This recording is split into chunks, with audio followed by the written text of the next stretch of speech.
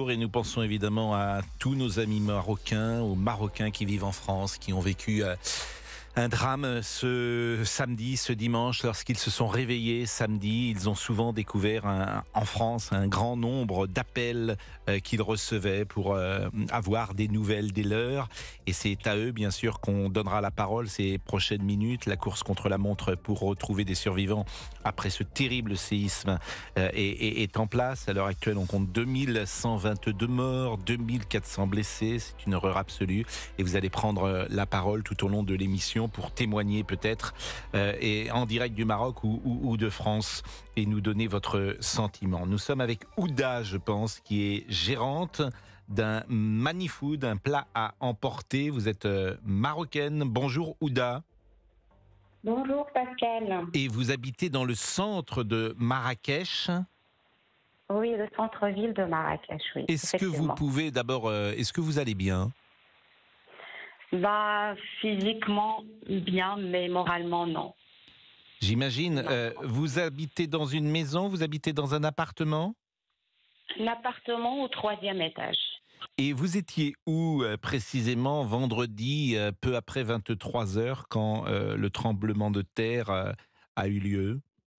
Bah, comme tous les êtres humains, j'étais en train de prendre ma douche normale. Mhm. Et d'un seul coup, parce qu'on a des travaux à côté de l'avenue où j'habite, j'ai cru en premier c'est des travaux, c'est un camion ou un truc qui s'est cassé. Mais d'un seul coup, des secousses, l'immeuble qui bouge gauche, droite, comme un arbre où il y a beaucoup, beaucoup, beaucoup de vent. À la place de mettre quelque chose sur moi et sortir, j'ai commencé à tenir un mur et crier. Et crier à un ami qui était avec moi, t'es où, t'es où, et un voisin qui m'appelle, qui me dit sors et tout et tout. J'étais choquée au point que j'ai même pas arrivé à mettre mes vêtements. C'était juste un truc sur moi vite fait et j'ai sorti directement par les escaliers parce qu'on n'avait pas d'électricité complètement. C'était une coupure sur la rue totale, les immeubles et tout. On a sorti en noir comme ça et on s'est mis dans la rue, loin de l'immeuble. Mais vraiment, c'était horrible et ça va rester horrible. Je pense pas que ça va passer vite Ouda pour qui est avec tout le nous, monde. hein. Oui, Ouda qui est avec nous en direct de Marrakech ce matin, qui effectivement est fortement choqué, et on le serait à moins. Ouda, combien de temps dure la secousse ? Ben, la secousse, elle était hyper forte au point que je pense qu'elle n'a pas dépassé 20 secondes, 30 secondes. Mais Ce elle qui est une était très très éternité. forte. Ouais, Ce qui est une ouais, éternité, ouais. pendant 20 secondes, pendant 30 secondes. Est-ce que cette expérience d'ailleurs que vous avez vécue est unique, bien sûr, et peu de gens sur la Terre ont été le témoin de cela, mais est-ce qu'immédiatement vous avez compris, après quelques secondes, après vous aviez parlé tout à l'heure de travaux, mais est-ce que très rapidement vous comprenez que c'est un tremblement de terre ? Ben, en premier, non, mais avec le choc et que moi je tiens avec mes deux mains le mur et je vois qu'il bouge gauche et droite, moi j'ai jamais connu un tremblement de terre. Mais avec la conscience qui vient comme ça, je dis ah ouais, ça c'est un tremblement de terre, c'est bon, je vais mourir, je vais être enterrée.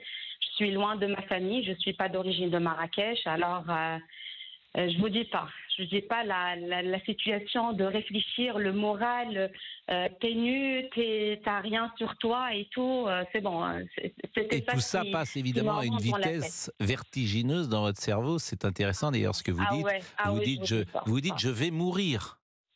Oui, ouais, ouais, c'est bon, je vais mourir, hein. C'est bon. Mm. J'ai dit c'est la fin, c'est la fin, c'est Et à bon. ce moment-là, vous pensez à quoi ? Bah, je pense juste à même pas me sauver, même pas me sauver. J'étais collée au mur. Je pense à ma famille, je pense à mes voisins, je pense à tout le monde. J'ai même pas pensé ni à l'argent, ni au papier, Wallo. C'était juste les êtres humains et que je vais mourir, que peut-être moi je meurs pas, mais je vais perdre des gens qui sont chers à moi. Ma famille, après que j'ai sorti, je vous dis pas mon téléphone en premier, il n'y avait pas de réseau complètement. On a perdu le réseau, on a perdu l'électricité complètement pendant environ une demi-heure, une heure. Et après, je vous dis pas, parce que mon téléphone, il était à côté de moi, c'est la seule chose que j'ai pris avec moi. C'est la seule chose avec une pyjama. Et j'ai sorti. Et vous êtes Alors, resté je vous dis dehors. pas... Ah ouais, Et vous avez on a dormi resté dehors toute la nuit? Oui, on a De toute façon, resté vous ne jusqu'au pouviez 7 pas heures trouver du le matin. sommeil, j'imagine. Non, non, du tout, on n'a pas dormi. Complètement. Et même quand on a retourné à la maison, j'ai toujours le sentiment, peut-être ça va revenir, peut-être ça va... Je sais pas, mais même quand j'ai essayé vraiment de fermer mes yeux, je ferme et j'ouvre et je regarde autour de moi. Est-ce que moi je suis enterrée? Est-ce que je suis toujours bien et tout? Et je vous dis pas, le traumatisme, Si j'ai bien grave. compris, Ouda, vous étiez avec votre compagnon quand c'est arrivé. Vous avez donc pu réintégrer cet appartement, cet immeuble. Dans quel état est-il, cet immeuble?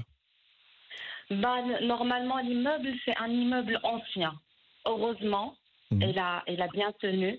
On a vérifié environ, parce que lui, il est aussi le syndic de l'immeuble. Alors, il a vérifié tout, il a vérifié les appartements. Il y a des gens qui habitent, il y a des gens qui sont en voyage, qui habitent pas. On a regardé le sous-sol en bas. Vraiment, il n'y avait aucune fissure, rien. Et tout est en place Rien. aujourd'hui, l'eau coule, l'électricité fonctionne, il n'y a Il pas y a de l'eau, souci. l'électricité. Non, il n'y a pas de souci, il n'y a pas de souci Bon. pour ça, mais quand tu regardes qu'il y a des immeubles pas loin de toi où il y a les fissures, il y a à la Médina, à Jamal Fna, il est à 5 minutes. J'ai des connaissances, ils ont perdu leur maison ou la moitié de la maison, il y en a qui ont perdu leurs enfants, leur famille, c'est dur et c'est horrible, vraiment. Vous-même, votre famille, vous dites, elle est loin de Marrakech. Elle est où, votre famille? Elle a été touchée par le tremblement de terre, Ouda? Oui, elle est à Meknès. Elle est à Meknès, pas loin de Rabat.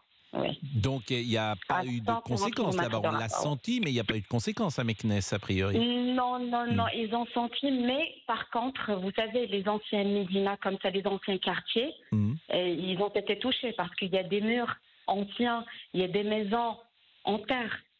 Il y a quand même des maisons qui ont tombé. Il n'y a pas de dégâts matériels, mais il y a des maisons. Vous voyez, qu'ils ont tombé. Des maisons en torchis. Écoutez, on va marquer une première pause.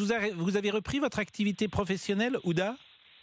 Non, du tout, j'arrive pas. Non, j'ai fermé la boutique.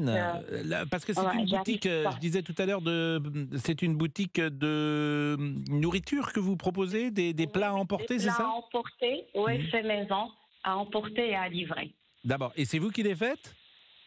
Oui, c'est moi qui l'ai fait avec deux cuisinières. Ouais. Et vous allez reprendre quand, à votre avis, l'activité?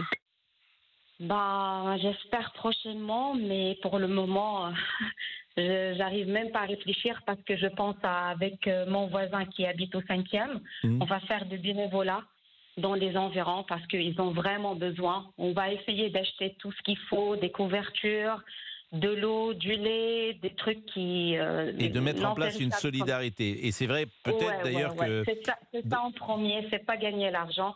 Parce que nous, on s'aime entre nous. Et quand il y a des trucs comme ça, on est une seule famille. En tout cas, je ne peux pas penser à gagner l'argent et je vois qu'il y a d'autres qui meurent de faim et qui n'ont même pas une couverture. Ouda, on va, je le disais, marquer une première pause, mais c'est vrai que les Français ont un attachement particulier au Maroc. Beaucoup de Français sont allés au Maroc et ils ont été séduits par ce pays merveilleux, par l'accueil, par la bienveillance, par la gentillesse des Marocains qui ont une relation privilégiée, disons-le, avec les Français. Donc, merci de votre témoignage. Bon courage à vous, bien sûr. Bon courage à vous. On va garder évidemment votre numéro de téléphone et on essaiera de prendre des nouvelles, peut-être ces prochains jours. Merci pour les mots que vous avez eus, ces mots de solidarité, ces mots d'amour. Et puis, évidemment, on pense à vous. Et puis, vous qui pensez à ceux qui sont dans une situation plus difficile que la vôtre. Je pense qu'effectivement, c'est un témoignage qui aura ému ceux qui sont en train de nous écouter. Merci grandement, merci Ouda. Je vous en prie. Merci pour votre appel et votre attention. Merci beaucoup. A tout de suite, il est 11h14. Je salue notre petite équipe aujourd'hui avec Fabrice Lafitte. Bonjour Pascal, bonjour Géraldine. DJ, comment il l'appelle? DJ Fab. DJ Fab. Eh oui. Peut-être qui a fait... vous avez passé un bon week-end, Fabrice? Excellent week-end, Bon, vous étiez- soleil, barbecue. Oui, alors barbecue, c'est Rugby. ça. Rugby. Bon, avec des amis et puis notre ami, effectivement, Olivier Guénec qui est là. Bonjour à tous. Dis, monsieur Boubouk, comment ça s'est passé? Exactement. Comment s'est passée l'affaire? Magnifique, je vous ai dit que j'allais animer une soirée sportive de oui, vous étiez rugby. habillé en coq. Et vous entendez sans doute cette atmosphère, cette ambiance au moment du séisme vendredi soir et de la panique qui a saisi les habitants de Marrakech. Je vous propose d'écouter Inès Zegloul, qui est l'envoyée spéciale d'Europe 1 au Maroc. Bonjour Pascal. Bonjour et merci d'être avec nous, Inès. La ville s'est réveillée ce matin. On attend d'ailleurs la visite du roi, puisque le roi n'a toujours pas parlé. Et je voulais savoir, parce que nous avons eu des informations contradictoires, si elle était au menu de ces prochaines minutes. Écoutez, pour l'instant, il n'y en a pas tellement d'informations. C'est vrai que les informations venant du gouvernement, à part du porte-parole, sont un peu floues parfois. Et je sais que c'est quelque chose qui pèse aussi sur les habitants, et notamment avec les Marrakechis à qui j'ai pu parler, qui attendent un peu plus de prise de parole, voire d'action de la part du Maroc. Ils ont un peu l'impression d'être laissés seuls et en totale autonomie. Malheureusement. C'est vrai que les démocraties occidentales fonctionnent différemment, et si un séisme de cette ampleur arrivait en Occident, en France, en Angleterre, aux États-Unis, on imagine le président à chaque fois immédiatement sur place. Là, ce n'est pas le cas. Mais est-ce que les Marocains, et vous semblez le dire, regrettent cette non-présence de Mohamed VI sur le terrain ? Je ne sais pas si c'est tant la présence du roi sur le terrain ou plutôt l'envoi effectif d'aide et des propositions, notamment de relogement, qui n'ont pas pour l'instant été vraiment proposées. Par exemple, hier, j'étais dans le quartier de la Mela, qui est l'ancien quartier juif de Marrakech. Et en fait, c'est un quartier qui désormais est désert parce que les gens ont peur de retourner dans leur appartement parce qu'il y a des fissures de partout, donc ça peut tomber à tout moment. Et de ce qu'ils m'ont dit, du moins, personne n'est venu les voir en leur disant voilà, on va vous reloger dans un gymnase, on va vous reloger je ne sais où, dans des hôtels, etc. Ils sont vraiment laissés sur une place, en fait, et ils dorment sur cette place. Ils sont des centaines de personnes, en fait, et ils regrettent surtout d'être laissés en totale autonomie pour survivre, ne serait-ce que maintenant 48 heures plus tard. Inès Zegloul, envoyée spéciale d'Europe 1 au Maroc. Est-ce que vous pouvez nous dire, Inès, où précisément vous vous trouvez en ce moment ? Écoutez, après avoir passé hier la journée dans l'Atlas, donc les villages qui sont les plus sinistrés, à peine 50 km de l'épicentre du séisme, je suis revenue à Marrakech. Là, pour l'instant, je suis dans le centre de Marrakech, proche d'un gros centre commercial, d'un gros mall, pas très très loin de la Médina, détruite non plus pour ma part. Est-ce que la vie touristique, d'une certaine manière, a repris, ou est-ce que les touristes présents ces dernières heures au Maroc ont souhaité quitter le pays ? C'est partagé. Il y a certains touristes qui étaient déjà sur place lors du séisme et qui ont vécu le séisme, qui ont mis un point d'honneur à rester et qui actuellement font du bénévolat. J'en ai croisé plusieurs.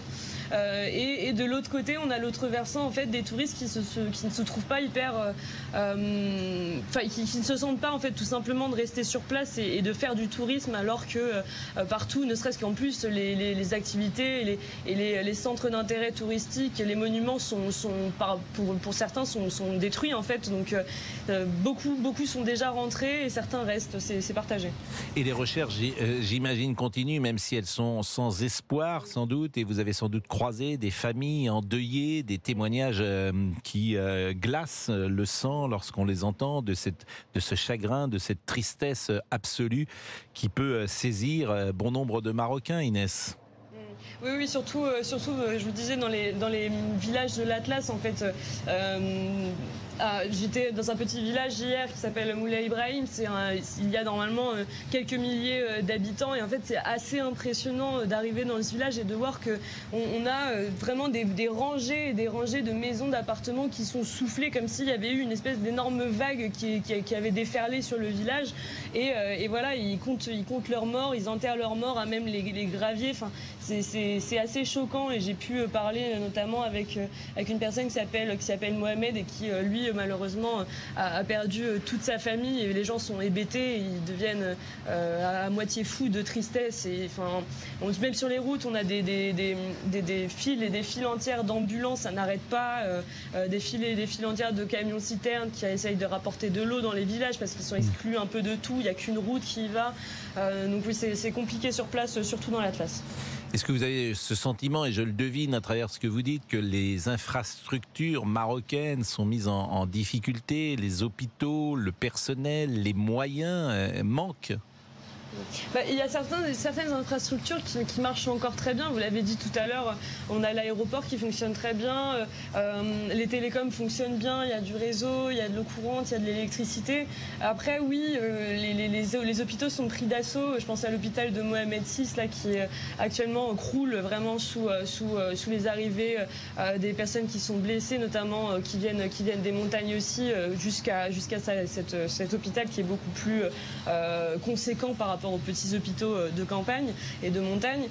Donc oui, on a du monde qui arrive dans les hôpitaux. Les centres de dons sanguins sont assaillis par les Marocains qui viennent faire des dons pour apporter leur aide comme ils peuvent aux personnes sinistrées. Oui, les infrastructures sont prises d'assaut. Mais ça continue de fonctionner pour autant. Je vous remercie beaucoup Inès Zegloul, envoyée spéciale d'Europe 1 au Maroc, à Marrakech ce matin. Merci pour ce témoignage. On va marquer une pause. Louis de Ragnel est là parce qu'évidemment en France, il y a toujours des polémiques, même après un drame comme celui-là. Bonjour Louis. Bonjour à tous. Pourquoi polémique ? Parce que la France, le Maroc, si j'ai bien compris, refuse l'aide de la France et cette décision illustre sans doute la défiance qui existe aujourd'hui entre Paris et Rabat. Eh bien, je vous expliquerai tout à l'heure que c'est plus compliqué que ça et qu'en réalité, c'est pas interprété ni à Paris comme à Rabat comme un refus. Et vous pourrez d'ailleurs réagir, pourquoi pas, sur ce thème, mais c'est vrai que Emmanuel Macron n'est pas toujours au Maroc le bienvenu, notamment parce que il a donné des signes positifs à l'Algérie et que l'Algérie et le Maroc sont en opposition sur un territoire important d'ailleurs qu'est le Sahara occidental. Ça Absolument. fait partie également de l'explication. Il est 11h28, c'est le début de la semaine. Vous pouvez intervenir au numéro que Géraldine va vous rappeler à l'instant. Le 01 80 20 39 21 et l'appel est non surtaxé. À tout de suite. Vous écoutez Pascal Pro et vous jusqu'à 13h. Et Pascal, ce matin, vous revenez sur ce terrible séisme qui a touché ce week-end le Maroc. Et Louis de Ragnel, chef du service politique d'Europe 1, est avec nous. C'est vrai que depuis des mois, Emmanuel Macron privilégie sans doute une relation avec l'Algérie, sans beaucoup de bénéfices d'ailleurs pour la France. Emmanuel Macron feint de savoir que les généraux au pouvoir en Algérie entretiennent, disons, la haine contre l'ancien pays colonisateur et vivent sur la rente victimaire. Et au cœur de ce conflit, il y a le Sahara occidental. Algérie et Maroc revendiquent chacun la souveraineté de ce territoire. La France n'est pas alignée sur la position, par exemple, des États-Unis ou d'Israël qui ont reconnu le Sahara occidental marocain, d'où sans doute le refroidissement entre Mohamed VI et le président de la République, Louis de Ragnel. Absolument. En fait, il y a en plus des raisons un peu historiques. C'est-à-dire que traditionnellement, la gauche en France privilégiait les relations avec l'Algérie et la droite privilégiait les relations avec le Maroc. Jacques Chirac était très proche des autorités marocaines, Nicolas Sarkozy également, pour des raisons historiques de liens, et puis aussi liées à la communauté marocaine qui est présente en France. Et puis Emmanuel Macron, lui, a essayé au début de son quinquennat de choisir un peu les deux, mais avec une petite dominante pour l'Algérie, où il a espéré renouer avec ce pays. Évidemment, il ne s'est rien passé, même pire, maintenant les autorités algériennes se servent des tentatives d'Emmanuel Macron de se rabibocher avec eux pour des intérêts de politique intérieure. Bref, Emmanuel Macron est dans une situation inédite, c'est-à-dire qu'il a réussi à se fâcher à la fois avec le Maroc et à la fois avec l'Algérie. Si on regarde ces 10 dernières années, il y a eu quelques épisodes de friction. Il y a eu Abdelatif Hamouchi, qui était le patron, qui est toujours le patron d'ailleurs du renseignement intérieur marocain et de la police marocaine, qui a failli se faire interpeller. C'était en 2014 à Paris. Il y a quand même des juges et des policiers qui ont débarqué alors qu'il était à Paris, qui ont débarqué à la résidence de l'ambassadeur du Maroc en France pour l'interroger sur des prétendus actes de torture. Donc ça, évidemment, c'est absolument pas passé. Il y a eu une première rupture des relations diplomatiques entre la France et le Maroc. Mais un ambassadeur n'est pas protégé. Les services de police française peuvent intervenir. Alors ils sont venus en fait donner le mandat d'assignation. Ils l'ont transmis donc à l'ambassadeur du Maroc en France et ont demandé en fait à ce que Abdelatif Hamouchi, qui participait à un sommet européen à Paris, est-ce qu'il réponde aux questions de la police.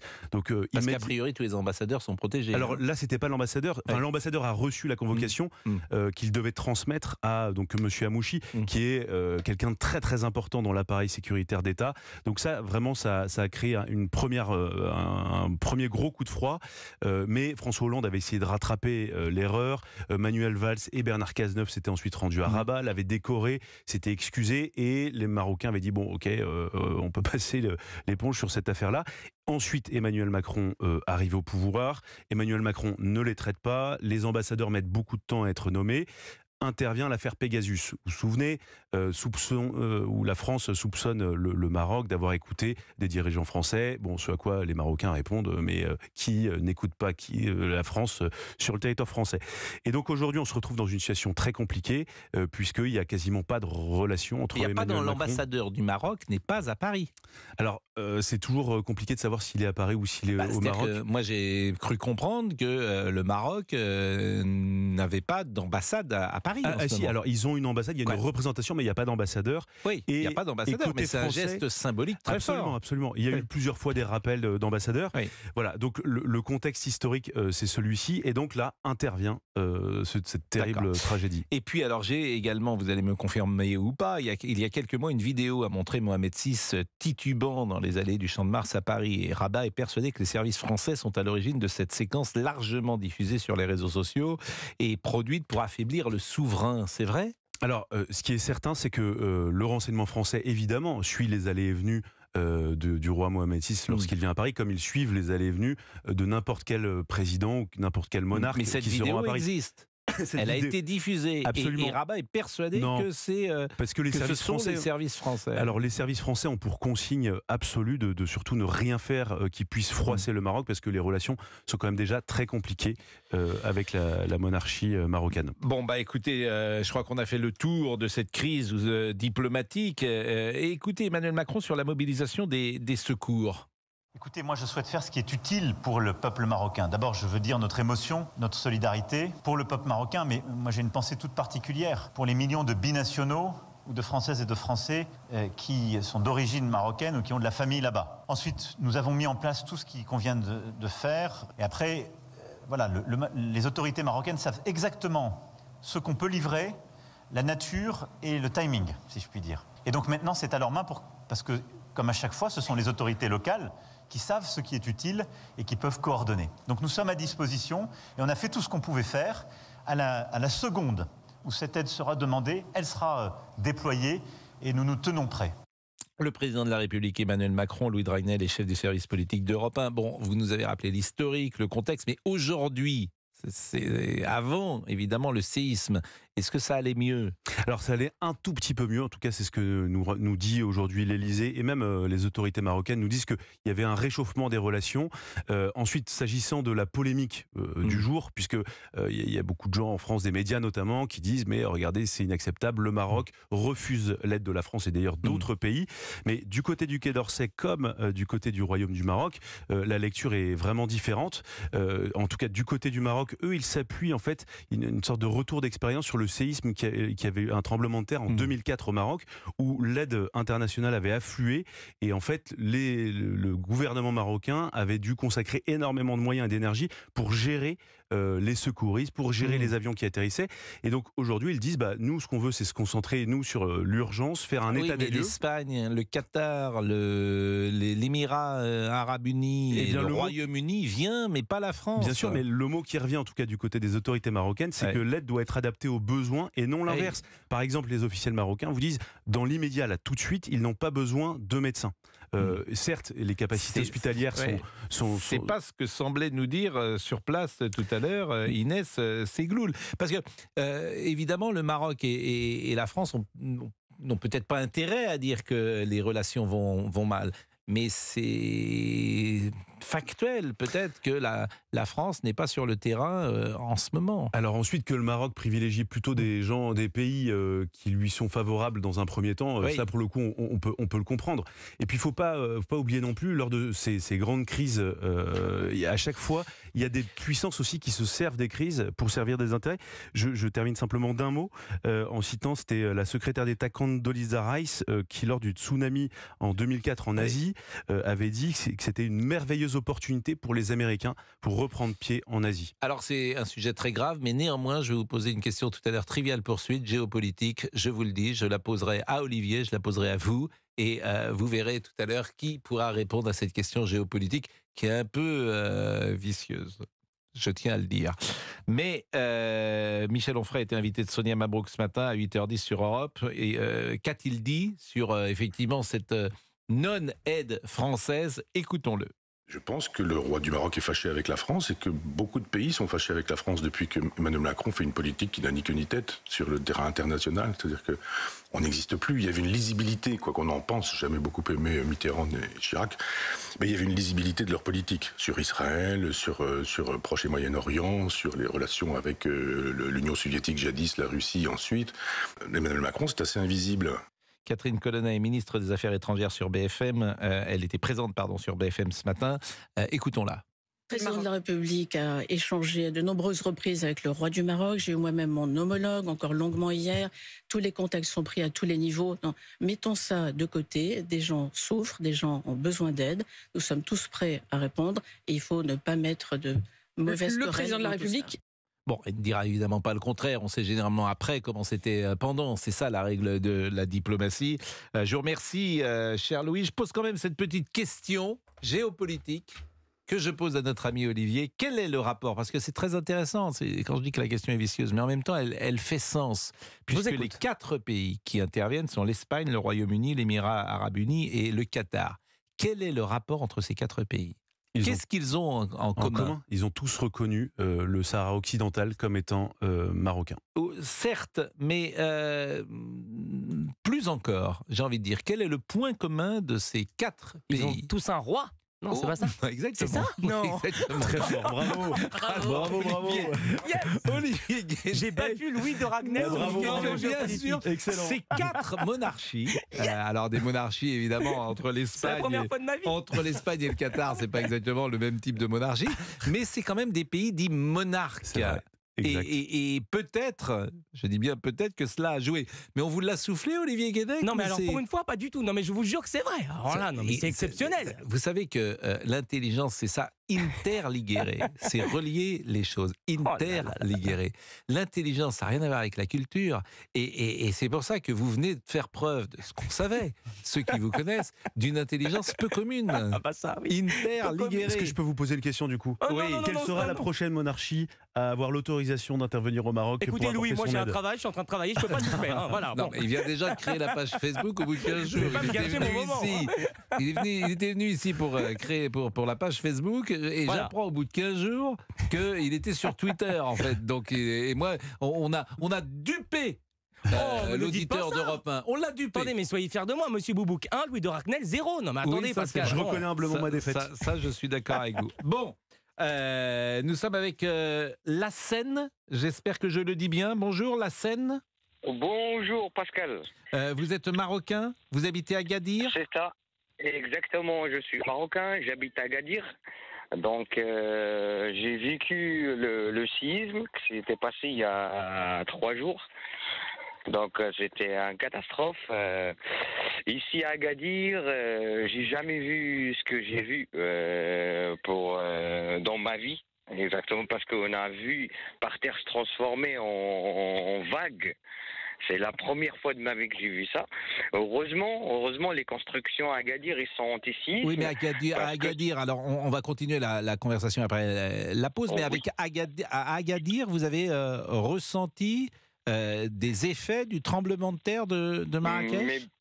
Mais bien sûr, parce que c'est pas parti de Marrakech exactement. Le centre, c'est parti entre Agadir et Marrakech. D'accord. Agadir-Marrakech, il y a combien de kilomètres? À Agadir-Marrakech, il y a 300 km. Bon, on marque une pause et on revient avec vous, la Seine, et vous allez pouvoir témoigner de ce qui se passe précisément à Agadir, où il y avait eu un tremblement de terre meurtrier en 1960. Il y avait eu également El Asnam en 1980. C'est une zone sismique que le Maroc est régulièrement. Il y a des tremblements de terre. À tout de suite. Pascal Praud jusqu'à 13h sur Europe 1. N'hésitez pas, vous réagissez, c'est votre émission au 01 80 20 39 21. Il appelle et non surtaxé, Pascal. La Seine est donc avec nous, il est en direct d'Agadir, il travaille dans un centre d'appel pour un opérateur. Rebonjour La Seine. Bonjour Pascal. Bonjour. Vous êtes revenu au Maroc, c'est-à-dire que vous avez vécu quelque temps en France? Exactement Pascal, j'ai vécu à peu près 8 ans en France. Après, j'ai décidé de revenir dans mon pays, à côté de ma famille. Voilà, il y a maintenant 9 mois, plus que 9 mois que je suis ici au Maroc. Je suis à Agadir actuel. Comme je vous l'ai dit tout à l'heure, oui, j'ai vécu ce drame. C'était la première fois dans ma vie que je veux voir ce qui s'est passé. Et c'est-à-dire, qu'est-ce que vous avez vécu à Agadir? C'est ça que je ne comprends pas, à 300 km de Marrakech. Alors, on a vécu le tremblement de terre. Donc, on était au café avec des amis, en bas d'un immeuble. C'était un quartier où il y a des immeubles 6 étages, 7 étages. Donc, le moment que ça a bougé, tout le monde a eu peur. On s'est mis dans un endroit sécurisé. À ce moment-là, tout le monde a pris les téléphones pour appeler ses proches. Donc le problème qu'il y avait, c'est qu'il n'y a pas de réseau. Mais il y a des dégâts à Agadir? Il y a des meubles qui sont fissurés, exactement. Même le monument historique, c'était des anciens monuments historiques qui sont tombés. Comme à Marrakech d'ailleurs. Non mais c'est vrai que le séisme a été ressenti en Espagne, au Portugal, mais à 300 km, les dégâts sont quand même, disons, plus légers, quoi. Même ils sont légers par rapport à ce qui s'est passé. Par exemple, il n'y a pas eu de mort à Agadir. À Agadir, si, il y avait 5 morts à Agadir. Liés au tremblement de terre? Liés au tremblement de terre. C'était des gens avec la peur, parce que les informations qu'un ami qui est pharmacien qui m'a donné, c'était des gens qui étaient dans leur appartement à 3e étage avec le tremblement de terre, donc il ne sait plus quoi faire, il a sauté par la fenêtre. Il y en a un au 3e étage, l'autre au 2e étage. Donc avec une crise cardiaque aussi, il y a des gens avec une crise cardiaque. Donc il y a eu 5 morts à Agadir. Avec Seine, mes informations. Oui, Seine, il y a 63 ans, c'était le 29 février 1960. C'est d'ailleurs un jour particulier, forcément, le 29 février. Il y a eu un tremblement de terre de 5,7 qui avait détruit tout Agadir et 12 000 morts. Est-ce que dans la ville d'Agadir... Est-ce que c'est présent dans votre vie? Est-ce que des grands-parents à vous, par exemple, peuvent s'en souvenir ou vous en ont parlé lorsque vous étiez enfant? Est-ce que c'est quelque chose qui est toujours présent dans la vie des Marocains d'Agadir? Bien sûr, Pascal, c'était quelque chose qui est toujours présent dans l'histoire d'Agadir. En 1960, c'était en 5,3, mais cette fois, il y a 3 jours, c'était en 6,5.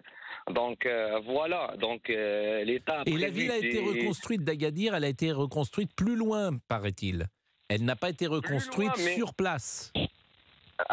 Il a été il y a des constructions sur place, mais anti-séisme, comme je vous l'ai dit tout à l'heure, c'est pour ça que ça a tenu un petit peu. Donc, on imagine bien s'il y a des anciens meubles comme c'était en 1960, je pense que ça sera un désastre. Dernière chose, la scène, on a toujours du mal, nous, à le comprendre. Le roi Mohamed VI ne s'est toujours pas exprimé et il n'est pas sur place. Est-ce que le Marocain que vous êtes, qui a un rapport, disons, particulier avec le roi du Maroc, les Marocains sont des sujets du roi et ont un rapport affectif très puissant avec la famille royale. Mais est-ce que ça peut vous chagriner ou vous choquer qu'il n'ait pas encore parlé, qu'il ne soit pas sur place ? Ah non, pas du tout. Mais je pense qu'ils ont fait, qu'ils ont parlé avec l'État pour mettre tout ce qu'il fallait en place. D'ailleurs, le roi, c'est lui qui a pris en charge toutes les familles qui ont perdu leurs proches, qui ont perdu leur maison dans des montagnes, parce que ça a touché. Hier, j'étais dans des endroits où ça a plus touché. J'ai vu des choses que j'ai jamais vues dans ma vie, des cadavres. Il y a encore des cadavres en dessous des meubles qui sont tombés, des maisons. Il y a des endroits qu'on ne peut pas y accéder parce que c'est dans les montagnes. Donc les routes ils sont castrées quoi. Donc on ne peut pas y accéder. Il n'y a que des hélicoptères qui peuvent y aller. Donc l'État continue à travailler jour et nuit, 24 sur 24, pour faire tout ce qu'il peut faire. Les gens, le peuple aussi. Devant les grandes surfaces, il y a des camions, des gens qui donnent, des bénévoles qui transportent des couvertures, des alimentations générales. Tout ce qu'il faut pour les gens dans les montagnes, pour nourrir, pour dormir, quoi. Donc le peuple marocain, l'État marocain travaillent ensemble pour gérer cette situation qui est une situation très très très difficile. Merci beaucoup Lassène, et puis vous ne regrettez pas d'être retourné au Maroc ? Non, je regrette jamais. Si, il me manque un petit peu parce qu'il y a ma femme là-bas. Donc, effectivement, quand même. Il y a ma femme en France. Mais pourquoi votre femme n'est pas partie avec vous ? C'est quand même. Il travaille. J'ai souri. Elle travaille en France. Donc vous voyez. Elle travaille en France, exactement. Alors vous voyez une fois par mois, une fois tous les 15 jours ? Ça dépend les vacances, un week-end. Donc voilà. Mais la dernière fois que vous l'avez vue, c'était quand votre femme ? Alors c'était avant l'été. Donc elle aussi s'inquiète. Votre couple marche bien, vous trouvez, la scène ou très bien. Très bien. Je suis d'accord avec vous, mais vous allez bien ? Oui, ça va. Mais donc famille. Vous êtes mariés ? Oui, on est mariés, exact. Et vous êtes mariés depuis combien de temps ? On est mariés, ça fait 5 ans qu'on est mariés. Et vous avez des enfants, la scène ? Non, pas encore. Bon, vous êtes mariés, mais alors maintenant, vous ne l'avez pas vu depuis avant l'été. Exactement. Et vous avez prévu de vous voir avant l'hiver ou bientôt, je pense, parce qu'il a eu des vacances, donc bientôt on va se voir. D'accord, oui, quand même, parce que l'amour s'entretient. L'amour s'entretient. Bien sûr. Bon, écoutez, la scène. Bon, merci en tout cas. Merci Pascal, merci. Je vous en prie. Merci beaucoup, la scène. C'est vrai que c'est pas facile. Il y a des relations à distance, ça marche aussi. Ça peut marcher, mais oui. Alors, il n'y a pas de lassitude, on se retrouve, on est content. Je suis d'accord avec vous. Et puis, comme toujours, la règle, c'est qu'il n'y a pas de règle. Mais loin des yeux, loin du cœur. Si on ne l'entretient pas un peu tous les 8 jours, tous les 10 jours, ça peut être pas mal une relation à distance comme ça, mais si on se voit tous les week-ends, si on ne s'est pas vu avant l'été, ça peut être un petit peu difficile.